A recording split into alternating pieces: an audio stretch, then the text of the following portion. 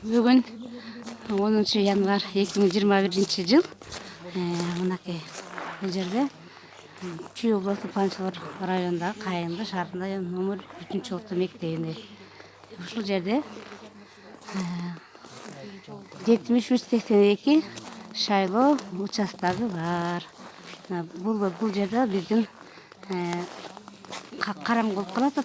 Бетиңер мынакей жарык Назира старший агитатор болду ушул ийке. Атың эмне? Атың Бүтүрсүн. Турсунай.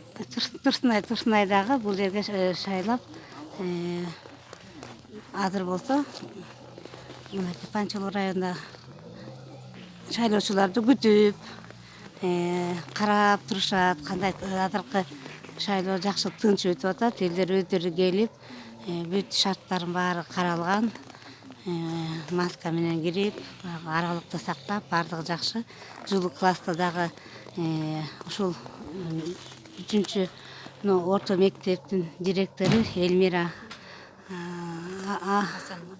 Абелдиева, фамилиясы? Ой, Абелдиева. Эльмира Асановна.